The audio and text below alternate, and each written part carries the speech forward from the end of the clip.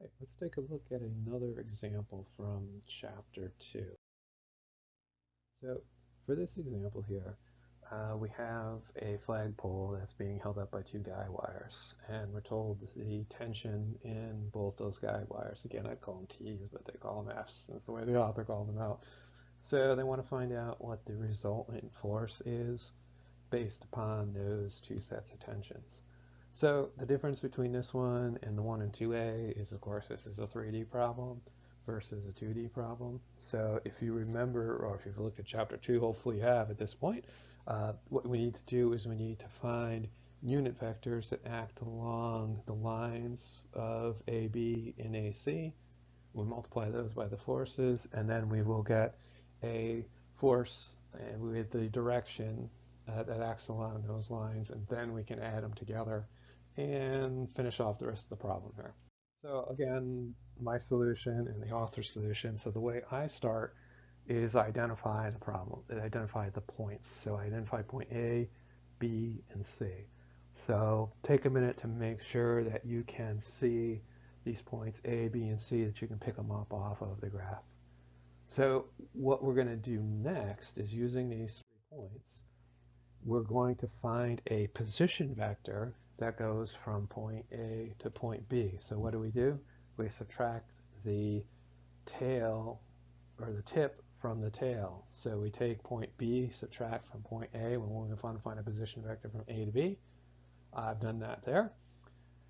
Then I need to find the magnitude because we want a unit vector. So we find the magnitude by taking the 3 pieces, squaring them, take the square root, magnitude gives out to 7 in this case, divide the position vector by the magnitude, we get a unit vector, multiply that by the force that was given in the problem, and voila, we now have the force between A and B, magnitude and direction.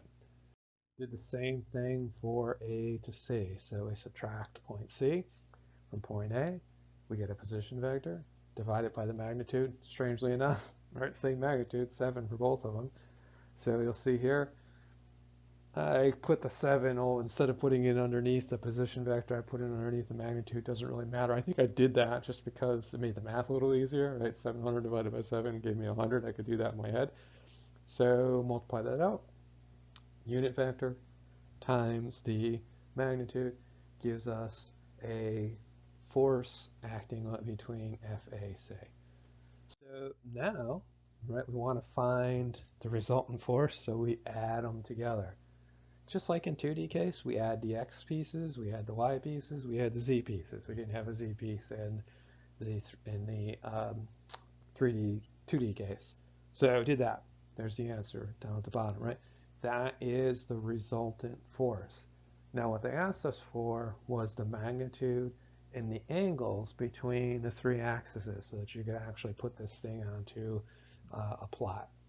So what we had to do is I had to find the magnitude, right? Take each component, square it, take the square root, 1175 newtons, right? So the equivalent force is 1175 newtons. The 3 angles are taking the x component divided by the magnitude, inverse cosine, the y component divided by the magnitude, and so on, the z component divided by the magnitude, and taking the inverse cosine of each of those, I find theta x, theta y, theta z. Our textbook calls it something slightly different, but I like this, that Professor Hansen uses this because it makes sense, right? Theta x is the angle between the x-axis and the resultant force, so the force in this particular case, right? The theta y is the angle between the y-axis and that force, and theta z is the angle between the z-axis and that force. There you go. That's my solution. You're welcome to follow through and see what the author did. I think the author did it the same way. I don't think I had any real mystery in how I did it here. I think that he just left out a few steps as you go through these slides, and hopefully mine's a little bit clearer because I got all those steps listed out for you.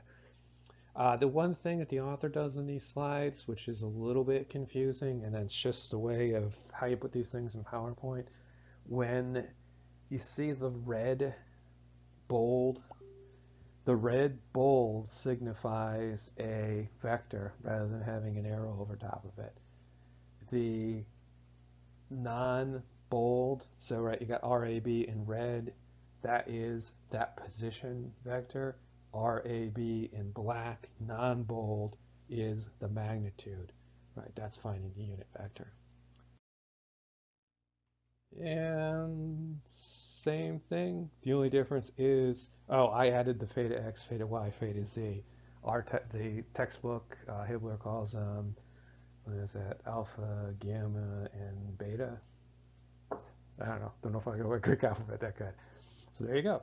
There is a second example from chapter 2.